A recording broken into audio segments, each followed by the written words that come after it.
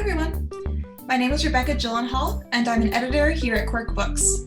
I'm excited to give you a preview of one of our upcoming books, Spark and the Grand Sleuth by Robert Repino, which is publishing on March 23rd. This dark middle grade fantasy novel is a sequel to Spark and the League of Ursus, which published this spring.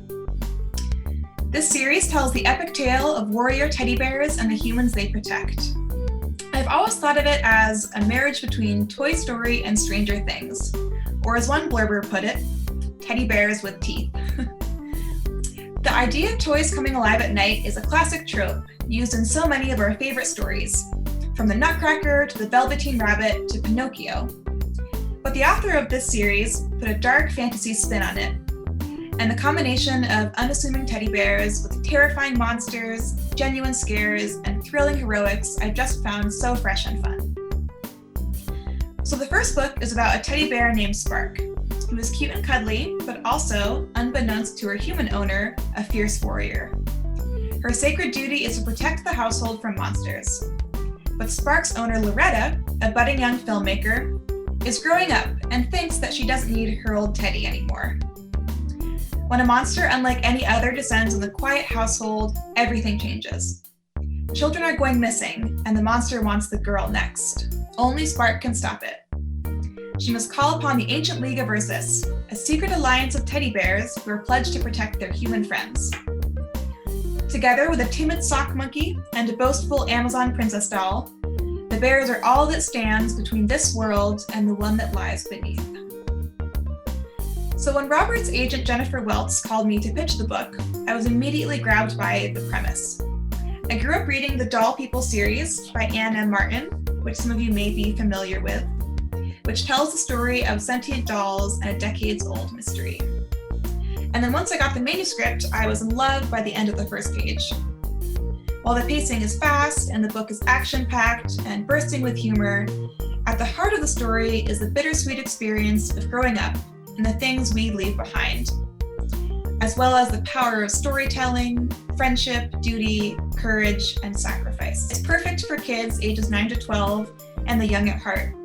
Fans of Neil Gaiman, Jonathan Auxier, Holly Black, and Catherine Arden will love it. Now, as for Spark and the Grand Sleuth, the sequel picks up very shortly after the end of the first book.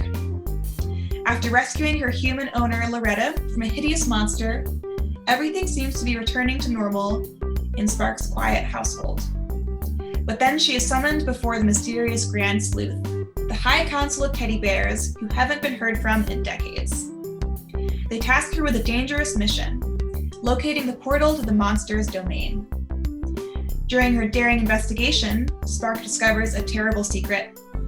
To keep Loretta and their whole town safe, she must enlist the help of her loyal toy friends and team up with an unexpected ally. As the menace grows, Spark realizes that Loretta has a hidden power that may be the key to saving them all. The stakes are much higher in the sequel than in the first book, and much of the action takes place outside the home, around the neighborhood, and in the local hospital. New human characters and new bear characters alike are introduced, including a terrifying new villain. There are so many hilarious hijinks as the bears try to navigate the world outside their owners' bedrooms. And some of my favorite parts of the book include their elaborate disguises, their encounters with urban wildlife, and their methods of travel, one of which, mild spoiler, is actually commandeering and driving an ambulance. The lore of the League of Ursus deepens as we learn about the Grand Sleuth and their history. And most importantly, the deep loving bond between the bears and their humans, who in spite of everything are beginning to outgrow them, is portrayed with such warmth, nostalgia, and tenderness. If you're prone to crying over novels, then I'm sure that the bittersweet ending will leave you in tears, as it left me and our copy editor as well. I'm so excited for all of you to get your hands on Spark and the Grand Sleuth. It's on sale on March 23rd. Thanks for listening.